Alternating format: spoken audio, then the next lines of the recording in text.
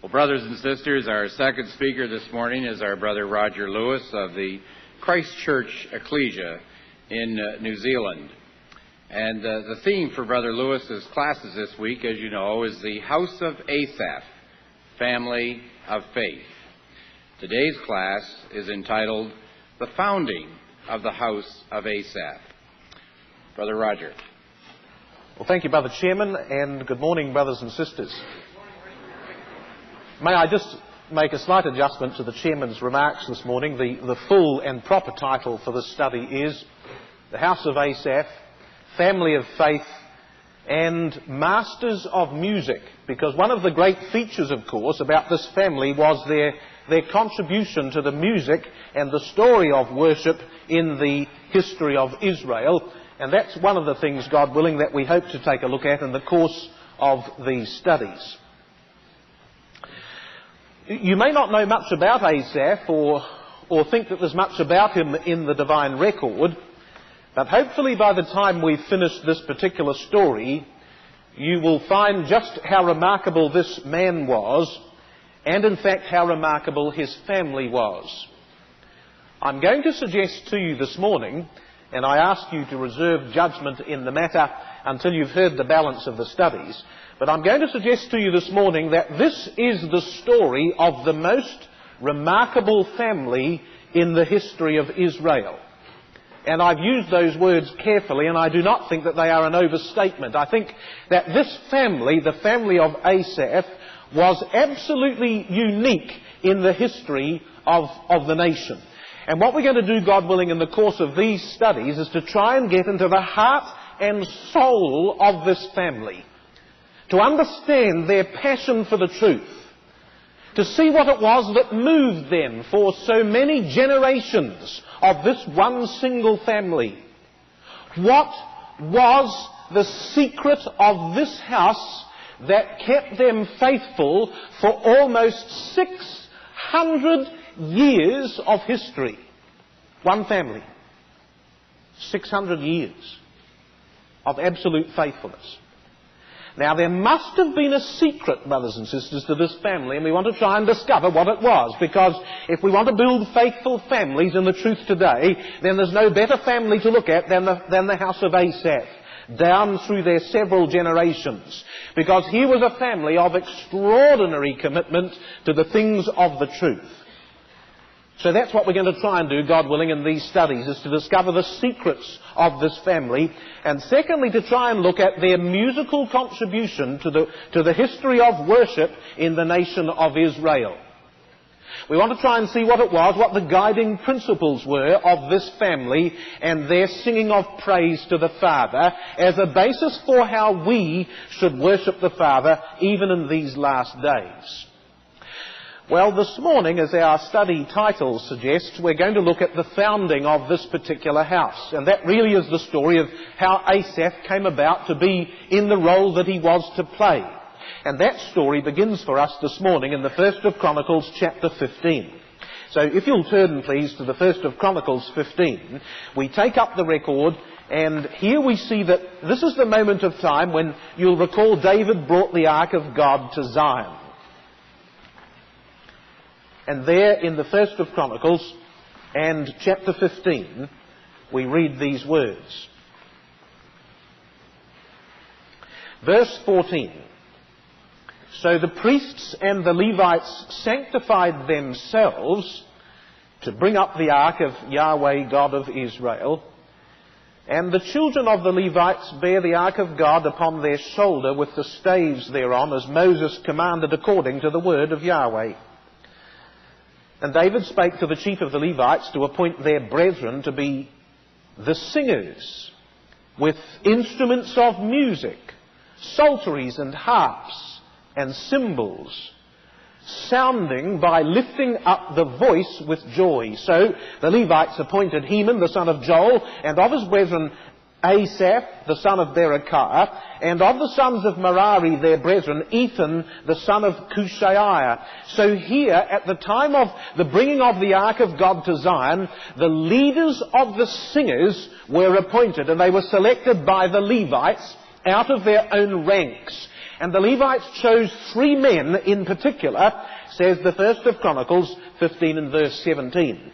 They chose Heman the son of Joel, they chose Asaph the son of Berechiah, and they chose Ethan the son of Cushaiah, and Ethan, of course, is later to be known in other passages as Jeduthun. So Ethan and Jeduthun are interchangeable terms. So these 3 men were selected out of the ranks of the Levites, and presumably they were chosen because of their musical ability.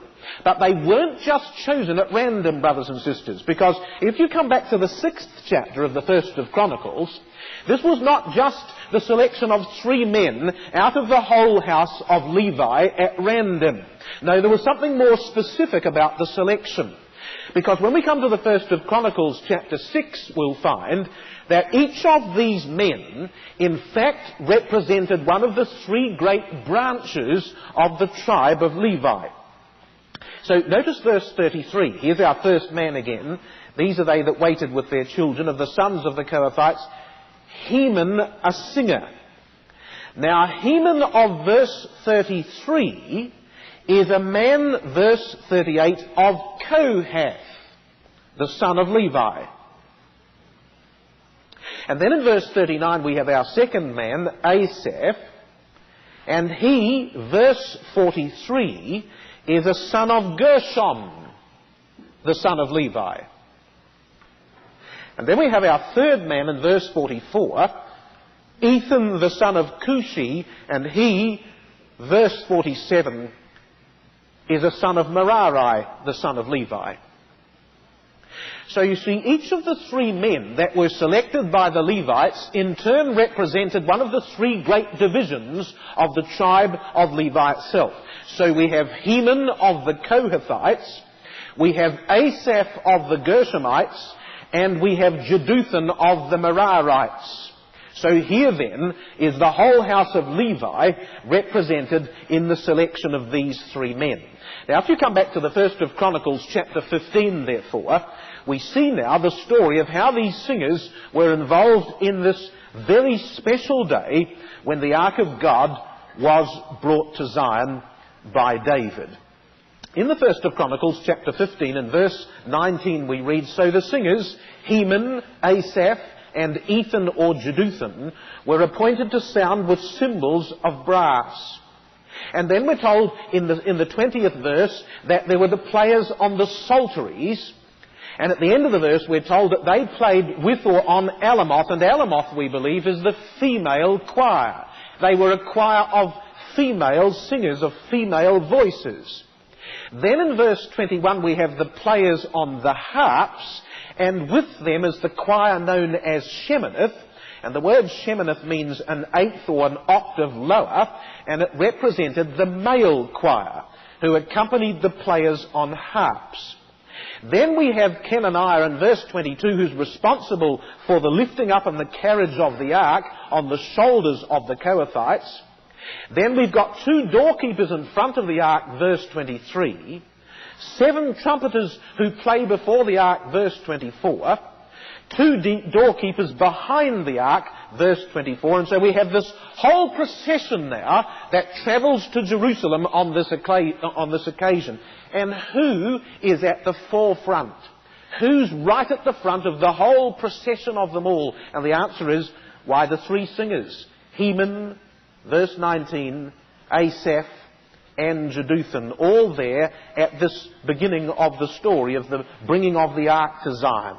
And so chapter 16 and verse 1 says, So they brought the ark of God and set it in the midst of the tent that David had pitched for it, and they offered burnt sacrifices and peace offerings before God.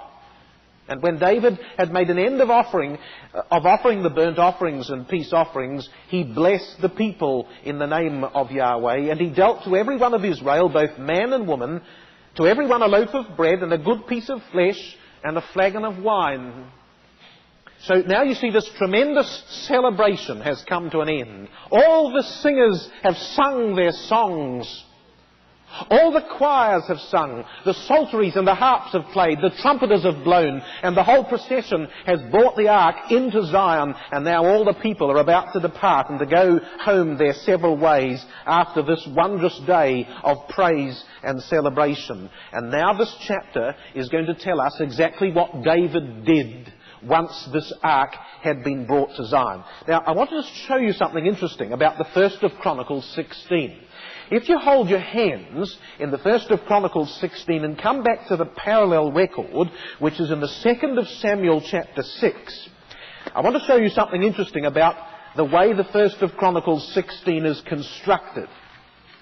Because in the 2nd of Samuel 6, which is the same story in the Samuel record, well, let's just see if we can compare notes between the two records. In the 2nd of Samuel chapter 6 and verse 19, you'll notice that it says there, he dealt among all the people, even among the whole multitude of Israel, as well as to the women, as to the men, to every one, a cake of bread, and a good piece of flesh, and a flagon of wine. Now, where is that in Chronicles? And the answer is, why, that's the 1st of Chronicles, chapter 16 and verse 3, isn't it? So that's the same reference. Now look again at the 2nd of Samuel 6 and verse 19 and see how the verse ends. And you'll notice that the verse ends with this phrase, so all the people departed every one to his house. Now where's that in Chronicles? And the answer is, why, it's the very last verse of the 1st of Chronicles, chapter 16, verse 43. And all the people departed every man to his house. So you see, what this tells us is that in the 1st of Chronicles 16, that the balance of the verses in between represent a special interpolation, an extra section that's only found in the Chronicles record, from verse 4 right through to verse 42. And if we were to ask, well, what is this special section found in the Chronicles record, the answer is that this is the original story of the appointment of Asaph to his responsibilities as leader of the music in the celebration of the ark being brought to Zion. And you know, one of the interesting things about these verses from verse 4 onwards is this, that this was David's first and greatest concern after bringing the ark of God to Zion. It's not until chapter 17 and verse 1 that David will take any concern for where the ark of God will dwell. His greatest concern was this, that on this day, the very day that he had brought the ark of God to Zion, he was concerned about those who would minister before the ark. David wanted someone who would explain to Israel the true power and importance of what the ark represented. He wanted someone who could explain to the nation the significance of what they had done this day. That the ark of God, which represented the presence of God amongst his people, had been brought to them in Jerusalem. David said, we never ever want to lose this precious moment in the history of our nation. I need someone who can celebrate this principle before the nation. This is the first thing that must be done. So he chose a man. He chose a man who understood what that ark was all about. He chose a man who would be able to recount before Israel in the songs of worship and praise the real significance of the ark of God's presence amongst his people. And verse 4 says, he appointed certain of the Levites to minister before the ark of Yahweh, to record and to thank and to praise the Lord God of Israel, Asaph the chief. So you see, isn't that interesting? Because you see, back in chapter 15, the Levites had chosen 3 men, hadn't they? The Levites had chosen Heman and Asaph and Jeduthun. But when David comes to make his appointment in the 1st of Chronicles 16, he says, no, I want Asaph. I want Asaph especially to take responsibility for this matter of worship. Why do you think David chose Asaph, brothers and sisters? Do you think he had more musical ability than the others? No, I don't think so. I think he chose Asaph because in this man he found a truly kindred spirit. They shared a common understanding of divine principles. David said, this is the man who will be able to explain the significance of these things before the nation. And as we will find in our subsequent studies, we believe absolutely that David put his finger on just the right man. He put his finger on the very person who would be able to celebrate those principles that were so dear to David's own heart. In fact, you notice in verse 5 it says, he chose Asaph the chief, and next to him Zechariah, Jeiel, and Shemiramoth, and Jehiel, and Mattathiah, and Eliab, and Benaiah, and Obed-Edom, and Jeiel with psalteries and harps. But Asaph made a sound with cymbals. Do you know why Asaph made a sound with cymbals, brothers and sisters? Well, he did so because he was to give leadership to the choir. And they all sang in harmony to the beat of his heart and to the rhythm of his time. And as Asaph tapped the cymbals, the choirs all took their leadership from this man. And you notice this, brothers and sisters, that it was a cymbal that he played and not a drum. This was not the heavy beat of the drum of paganism.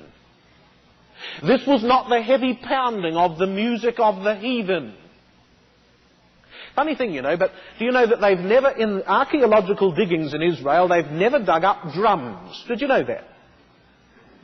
They've never discovered a drum. Israel didn't use drums. The nations did.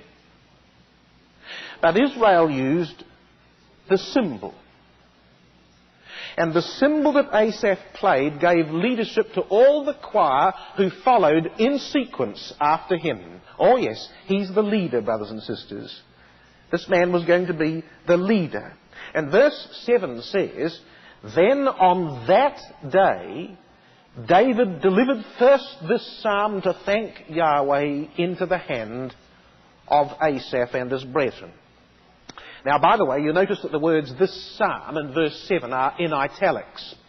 The New American Standard Bible says, then on that day, David first assigned Asaph and his relatives to give thanks unto the Lord. Or as the Revised Standard Version says, then on that day, David first appointed that thanksgiving be sung to the Lord by Asaph and his brethren. So what the 7th verse is telling us is that David gave the responsibility of leading the nation in song to this man. And what day did he do it? On the very day, brothers and sisters, that the Ark of God came to Zion, David singled out Asaph and made him chief. So you see, I think that we can safely conclude from this that this man, therefore, Asaph, was the original chief musician. Now, you will have heard of that phrase. It's a famous phrase in the book of Psalms. And I think that Asaph was the first of the chief musicians. Now, we're just going to have a look quickly at a couple of references in this regard. So, come, if you would, to the second of Chronicles and chapter 20. Now, 2 Chronicles chapter 29. Now, in the 2nd of Chronicles and chapter 29, you notice what it says there in the 30th verse. 2 Chronicles 29 and verse 30 says, moreover, Hezekiah the king and the princes commanded the Levites to sing praise unto Yahweh with the words of David and of Asaph the seer. Now, do you notice this, brothers and sisters? Do you notice how that Asaph and David are brought together? They stand as equals in the matter of divine worship. David and Asaph. Asaph and David. Now, when it says that they were to sing praise to God with the words of David and Asaph, there's only 12 psalms that are related to Asaph in the book of Psalms. But I think that the reference here is to the fact that Asaph, as the chief musician, had the responsibility for all the songs of worship that the nation would sing. He was the collector. He was the organizer of all the spiritual material that would be used for worship. So that when it says here that they were to sing with the words of David and the words of Asaph, the reason is because as chief musician, all the words of the songs of worship belong to him as the leader of the choir. Now, this is a long time after David, isn't it? The 2nd of Chronicles, chapter 29, is in fact in the days of Hezekiah. And yet Asaph is seen to rank alongside David himself in these things. Come and have a look at Nehemiah chapter 12. In the book of Nehemiah, we have a similar phrase in chapter 12 and verse 45.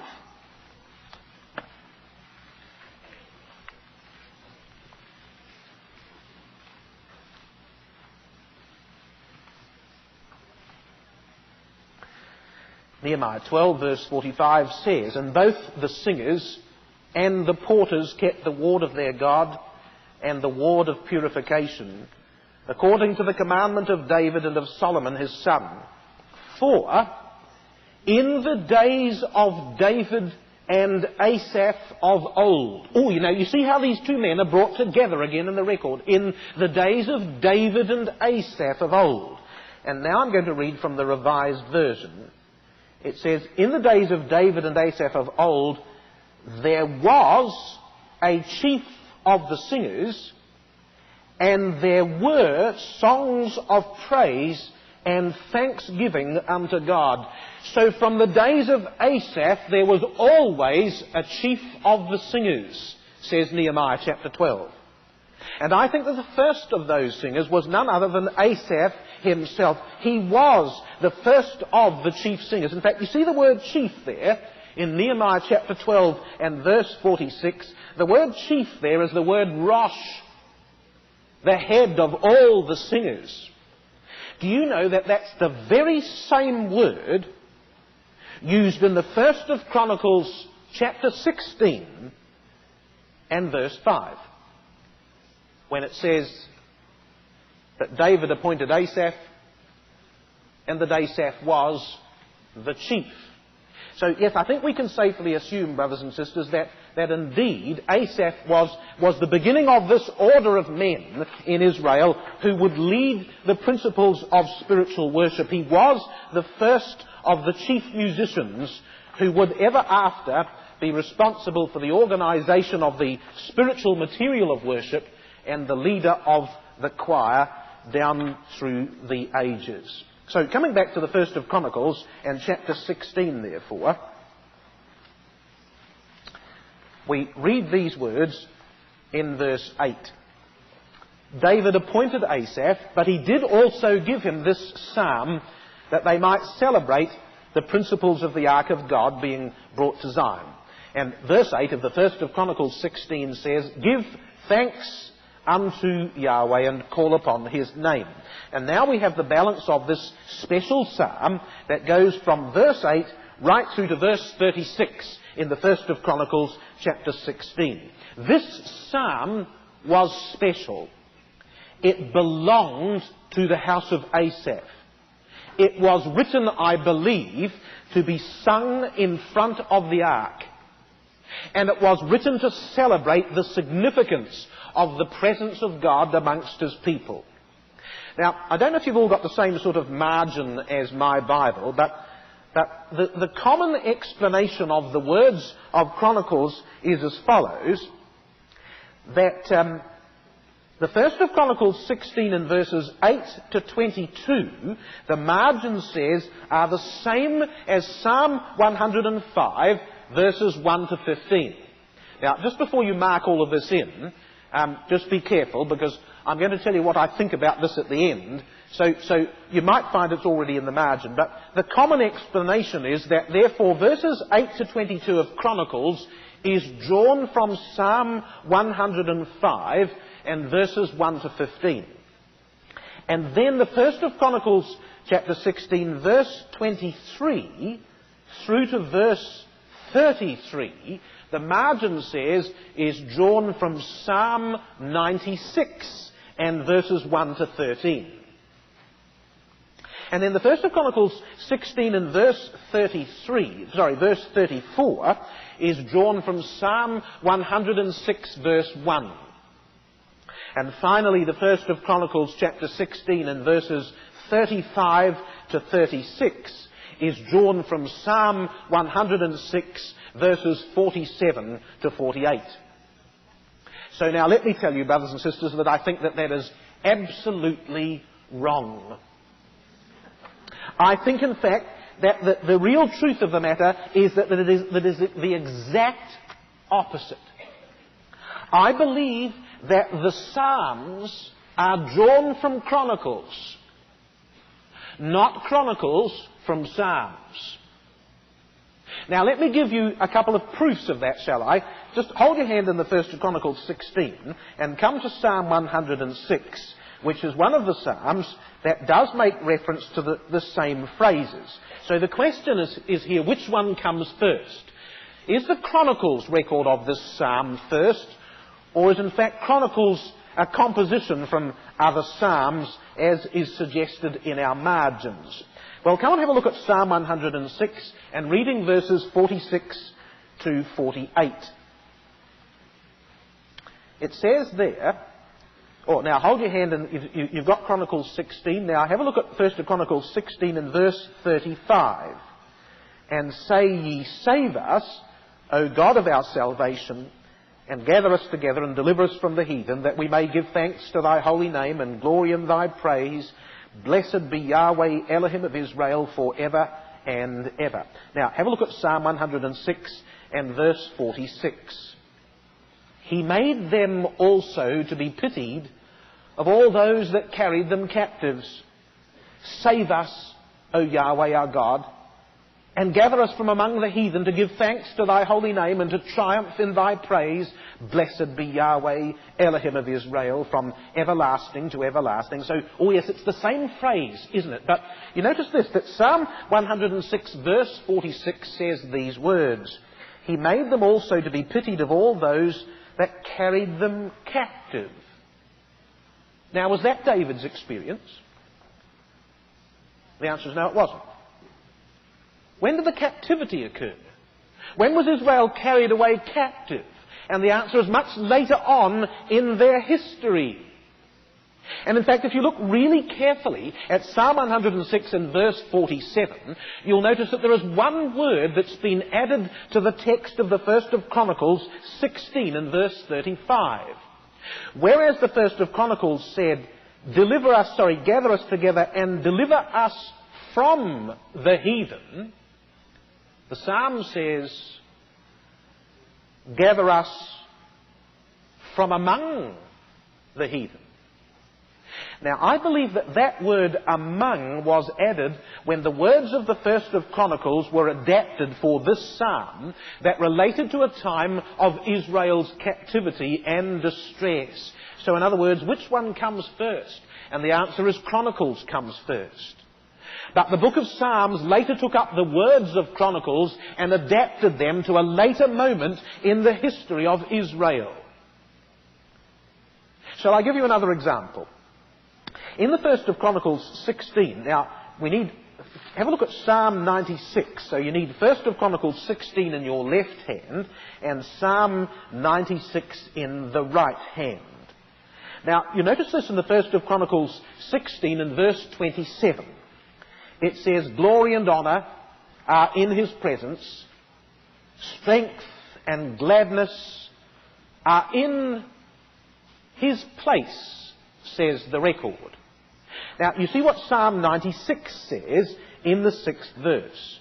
Honour and majesty are before him, strength and beauty in his sanctuary. So whereas Chronicles says they are in his place, Psalm 96 says, no, they are in his sanctuary. Now have a look again at the 1st of Chronicles 16, and now verse 29. Give unto Yahweh the glory due unto his name, bring an offering, and come before him, worship Yahweh in the beauty of holiness. Now Psalm 96 says, and this time reading from verse 8, give unto Yahweh the glory due unto his name, bring an offering, and come into his courts. But that's not what Chronicles said. Chronicles said, come before him. Psalm says, no, come into his courts. Now, brothers and sisters, why would it be that Chronicles would say, strength and gladness are in his place, come before him with an offering, but the Psalm would say, strength and beauty are in his sanctuary, come into his courts with an offering? But that the Psalm reflects a later time in the history of Israel where now there is a temple for worship. So there is a sanctuary and there are courts. But when David wrote his Psalm in the 1st of Chronicles 16, there was no such place in Zion. He had only just brought the ark there and pitched it underneath some curtains. The temple had not yet been built. So you see, I think that the 1st of Chronicles is the original version of the Psalm. And that this Psalm was written by David expressly for the house of Asaph to be sung in front of the ark. Almost, you see, as if David gave Asaph and his family this Psalm and he said, look, I want you to read this. I want you to understand the principles of this Psalm, and then I want you to lead the worship of Israel after the story of this Psalm. Well, I can tell you, brothers and sisters, and I'm going to prove it to you, God willing, in the course of these studies, that this family, they absolutely devoured the spirit of this Psalm, and they lived it for 600 years. They lived the Psalm for 600 years, did the house of Asaph. In fact, you notice what it says. If we just skip over the Psalm for a moment and come to the end, verse 37 says, and now we're back in the 1st of Chronicles chapter 16. Verse 37 says, so he left there before the ark of the covenant of Yahweh, Asaph and his brethren, to minister before the ark of God continually, as every day's work required. But we're told that in verse 39, Zadok the priest and his brethren the priests, they stayed before the tabernacle of Yahweh in the high place that was at Gibeon. And verse 41 tells us that with them were Heman and Jeduthun and the rest that were chosen, who were expressed by name to give thanks to Yahweh. So you see what we're being told in these verses, brothers and sisters. We're being told that the musicians now were divided into two groups. The house of Asaph and only the house of Asaph were left in front of the ark of God at Jerusalem, verse 37. But the singers of Heman and Jeduthun, verse 41, were sent to the tabernacle where Gibeon was, where Zadok the priest ministered, and where the relics of the Mosaic system of things as yet remained. So now we have two groups of singers in two different locations. And only the house of Asaph are left in front of the ark of God in Jerusalem. You know, it's interesting because, you see, what we're being told here is that there were two tabernacles. There was the tabernacle of Moses in Gibeon that related to the Spirit of the law. And there was the tabernacle of David, of which Amos speaks, in Jerusalem, which related to the true spirit of worship. It's the tabernacle of David that James shall refer to in Acts 15 when he gives his summation at the Jerusalem conference. And there at the tabernacle of David, which is the things concerning the law of Christ, is Asaph and his family singing this psalm with all their hearts before the ark of God. You know what it says in verse 37? It says that they were left there to minister before the ark. How do you think they ministered before the ark, brothers and sisters? They didn't take it out and polish it. They couldn't parade it around. I think that the first of Chronicles chapter 6 and verse 32 says, they ministered with singing. That's how they ministered. And I believe that every day they celebrated the significance of the Ark of God amongst the people of Israel by standing in front of the Ark and singing the words of this psalm. Their praise was offered on a daily basis in this particular place. And verse 37 goes on to say that David left Asaph and his brethren there to minister before the Ark continually. And the word continually here means that which is perpetual, that which shall be forevermore. And I think this was the other reason why David chose Asaph. Firstly, because he was musical. Secondly, because he had the same spirit of the truth. But the third reason why David chose Asaph was because he said, I never want these principles to be lost. And this man Asaph, was able to guarantee that those principles would be perpetuated. And I'll tell you why. Because this man began a dynasty in Israel that forever stood for the principles of their father Asaph. And one of the burdens of these studies, God willing, is going to try and discover how it was that was done. You see, what Asaph did was he founded an entire dynasty that would follow him. He faithfully fulfilled the charge given to him by David by ensuring that his sons captured his spirit. Standing with him, they learned responsibility and commitment by watching their father every day before the ark. The instruction of his family in the songs of the Lord effectively founded the house of Asaph, whose influence upon the nation for spiritual good was enormous. Every generation that followed upheld the same family standard of education and excellence in the things of the truth. I think David chose the right man, brothers and sisters, and I think he chose him with wisdom, and that choice was blessed by Almighty God. He kept the spirit of these things burning.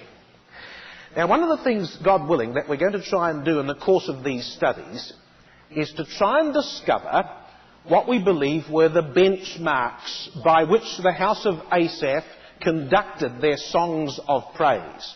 Now, that's a bit of a challenge, by the way, because, you see, we haven't got a single note. We haven't got a single chord. We haven't got a single sound that Asaph sang. And yet we want to know all about their singing and their music.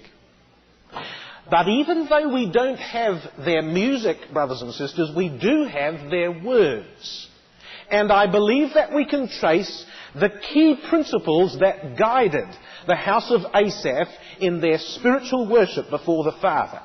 And God willing, in the course of each of our studies, we're going to look at one of these principles by way of illustration as a benchmark for our own singing and our own songs of worship to the Father. Let me just briefly review them for you now, because here are the keys that we're going to look at. I think there were 5 key principles that the house of Asaph stood for in their music of praise.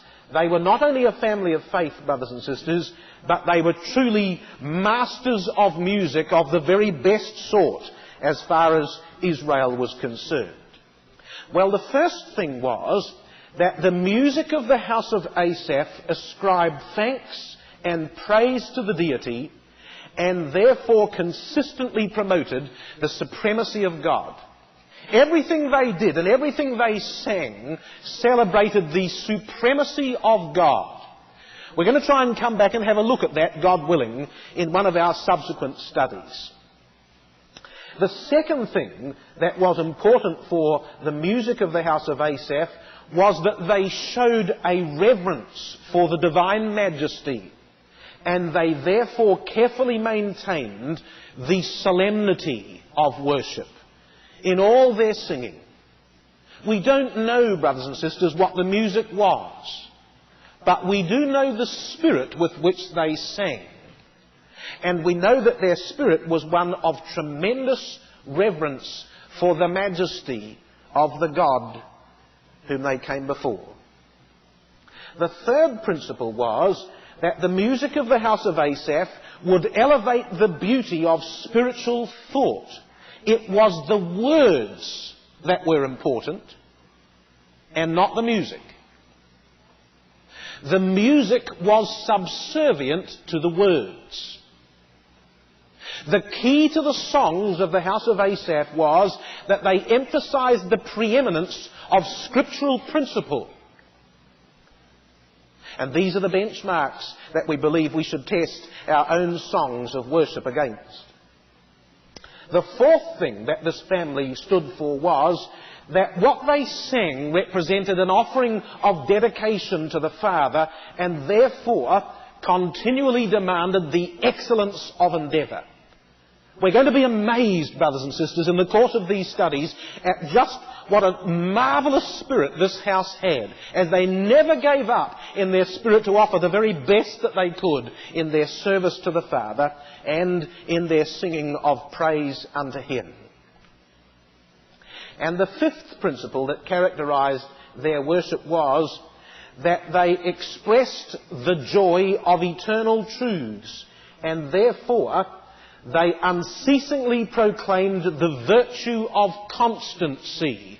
Their words and their thoughts never deviated for 600 years. They never changed. It was one of the keys to this family.